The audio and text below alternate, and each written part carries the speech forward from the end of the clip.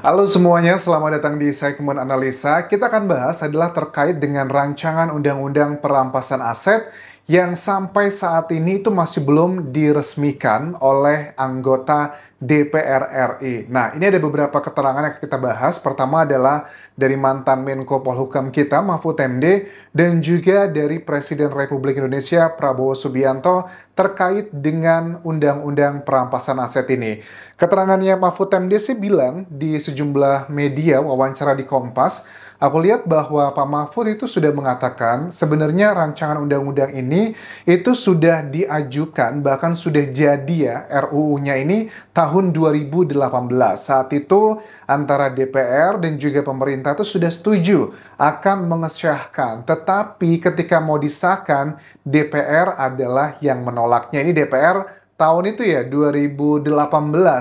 Ada beberapa isu yang menjadi perdebatan saat itu. Pertama, yang paling menjadi concernnya adalah kalau nanti aset dari para koruptor itu dirampas, nanti yang akan mengelolanya atau menyimpannya itu ke siapa?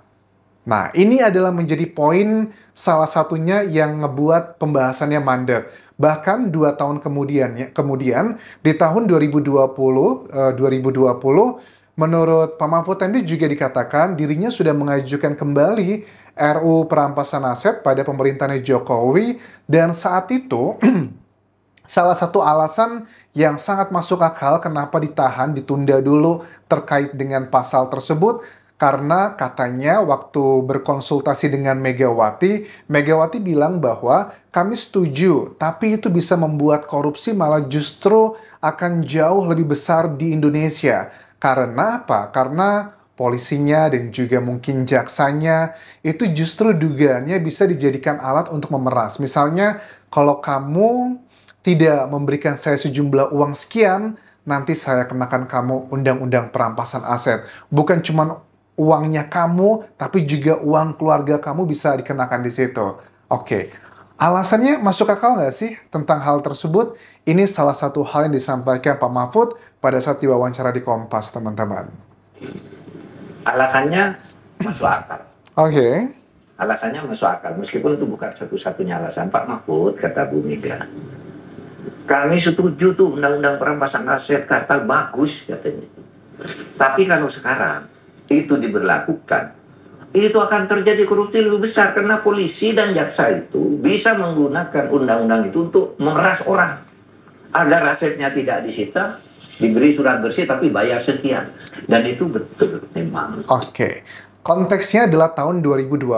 Kita lihat nih, sekarang sudah 2025. 5 tahun yang lalu, kan ternyata memang banyak banget ya istilah kita sebutnya oknum-oknum. Baik oknum kepolisian atau kejaksaan yang terlibat dengan hal-hal yang berhubungan dengan korupsi, kolusi, dan juga nepotisme. Kita nggak bisa pungkiri, ada beberapa hal yang terjadi di Indonesia itu kesannya kayak pesanan banget nggak sih? Udah bukan lagi mafia peradilan dugaannya, tapi sudah ke mafia hukum begitu. Adalah terminologi yang berbeda antara mafia hukum dan juga mafia peradilan. Kalau hukum itu artinya dari seluruh penegakan hukum, baik itu dari polisinya, kejaksaannya, pengacaranya, sampai ke peradilannya. Tapi kalau mafia peradilan itu kan lebih reverse-nya adalah ke ya hakim atau jaksa yang berada di ruang persidangan. Tetapi sekarang itu sudah mafia hukum, bahkan hukum juga mafianya itu udah dugaannya masuk ke legislatif, kayak anggota DPR yang tugasnya adalah membuat undang-undang. Misalnya ya undang-undang nanti dibuat tertentu demi menguntungkan pihak-pihak tertentu. Kalau dulu Pak Mahfud MD bilang bahwa ini sering terjadi katanya. Dulu misalnya perusahaan tertentu pengen ngerubah aturan hanya komanya doang atau titiknya doang, misalnya atau koma dan, itu kan punya makna berbeda, itu harus ngasih uang katanya per anggota DPR sekitar 50 juta rupiah. Itu tahun dulu ya, tahun yang mungkin 10 atau 20 tahun yang lalu. Tapi kurang lebih kan sekarang ini ya agak-agak mirip ya. Banyak hal-hal, pasal-pasal yang dugaannya juga kesannya kayak pesanan-pesanan lembaga-lembaga tertentu atau oknum-oknum tertentu. Apa aja misalnya? Coba kalian tuliskan di kolom komentar video ini. Nah, terkait dengan statement alasannya bahwa undang-undang perampasan aset malah justru bisa ngebuat kasus korupsi di Indonesia itu lebih tinggi dengan alasan tadi, misalnya oknum-oknum polisi atau jaksa itu bisa menjadikan sebagai alat memeras para koruptor. Apakah ini masuk akal atau enggak? Masuk akal sih, cuman ya gimana dong? Masa kita harus menunggu sistem kita hukumnya baik semuanya, polisinya semuanya 100% jujur, jaksanya juga sama, pengacara juga sama, baru ngurusin yang itu. Kayaknya nggak masuk akal. Ini logikanya sama kayak perpajakan di Indonesia, teman-teman. Pajak di Indonesia itu kan sekarang lagi di enforcement-nya luar biasa ya. Pokoknya semuanya harus dipajakin sesuai dengan aturan. Betul, itu adalah aturan yang diatur dalam undang-undang kita. Tetapi kita juga tahu ada banyak oknum-oknum yang pejabat-pejabat pajak yang melakukan ada banyak korupsi. Nama-namanya salah satunya adalah Rafael Alun lah yang sangat terkenal. Ibarat katakan gini ya, kayak pajak itu. Kita itu mau membersihkan lantai. Kotor tuh banyak banget. Tapi di atasnya, atapnya, bocornya itu nggak ditambal dulu. Jadi mau sebanyak apapun kita menyapu di bawah, kalau atapnya masih bocor, tetap aja akan kotor bawahnya. Ini kan sebuah logika yang sebenarnya mirip ya dengan case ini. Ya kalau menurut aku sih ya, buat Pak Prabowo, disahkan aja Pak Undang-Undang Perampasan Aset itu segera. Dan untuk urusan oknum-oknum polisi atau jaksa yang nanti dugaannya bisa memeras dan sebagainya, ya udahlah biarin aja, itu kan yang ribut dalam tanda kutip ya, tanpa memberikan kesannya permisif ya. Kan yang dirugikan para koruptor gitu kan ya, yang oknum-oknum yang terduga begitu. Jadi biarkan aja orang-orang yang punya duit di Indonesia ribut satu sama lain, tapi paling nggak Undang-Undang Perampasan Aset ini adalah langkah nyata untuk mengamankan kebijakan-kebijakan dari Pak Prabowo. Karena kebijakan apapun atau strategi apapun yang dimiliki negara kita, itu bakal sia-sia kalau masih banyak yang bocor-bocor aja. Bahkan Pak Prabowo pernah bilang bahwa berapa puluh triliun tuh, atau ratus triliun anggaran dari negara tiap tahun tuh sebenarnya bocornya kemana-mana begitu. Sayang banget kan ya.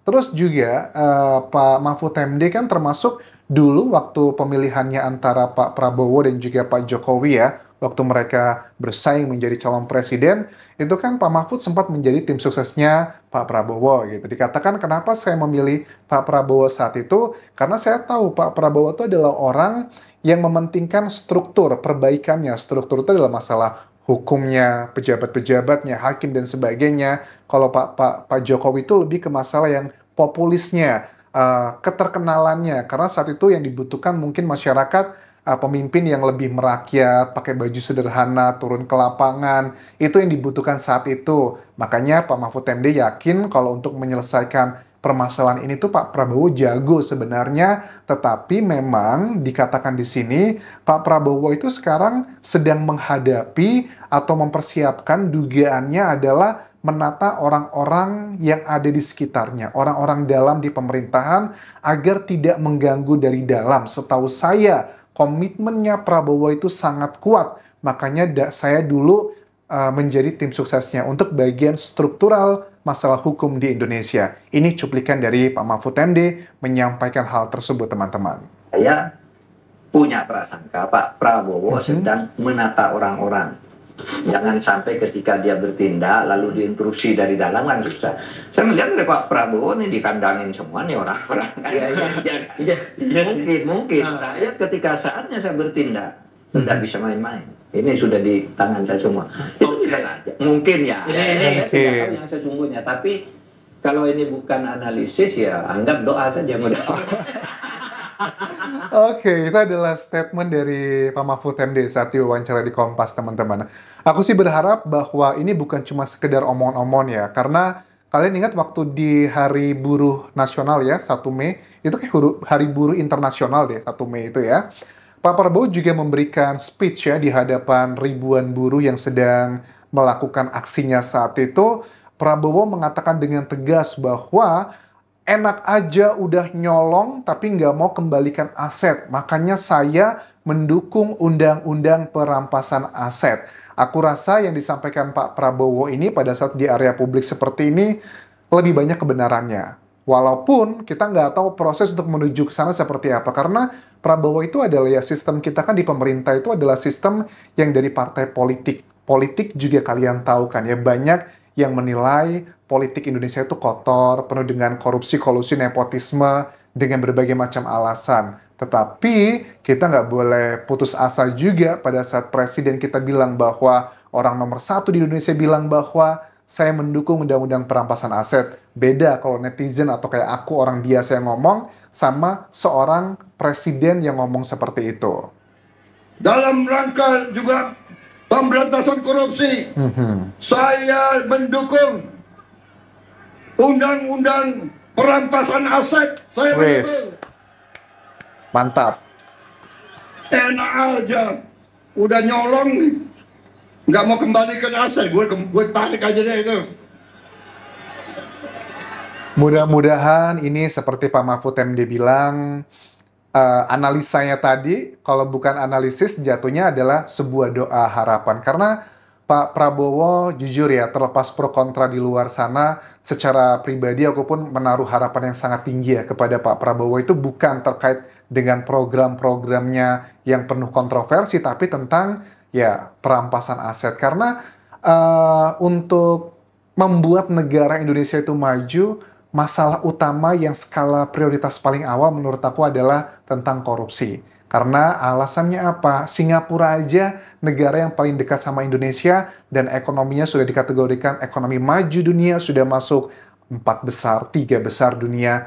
Itu maju karena apa? Karena tingkat korupsinya sangat kecil banget gitu loh. Jadi kalau di Indonesia yang dalam tanda kutip budaya korupsi itu bukan cuma di level atas aja gitu, tapi dari level bawah gitu. Bahkan kalau kita mohon maaf nih, ada oknum-oknum di kantor-kantor kayak kecamatan lah, lurah, bahkan RT, RW, kita minta surat aja harus ada amplopnya. Bahkan untuk ke dunia pendidikan aja, kemarin ada sejumlah rektor yang ditangkap karena melakukan korupsi dengan menerima uang sogokan dari calon mahasiswanya, orang tuanya. Itu kan udah banyak banget kayaknya mengakar banget ya korupsi di Indonesia. Bahkan kayak dana bantuan sosial juga dikorup. Apa sih di Indonesia nggak dikorup? Bahkan di Lampung aja kayaknya banyak tuh jalan-jalan dugaannya ya masyarakat menilai cepat banget rusaknya. Mungkin aja anggarannya banyak yang disunat ya. Ada banyak lah modus-modus yang sudah menjadi rahasia umum.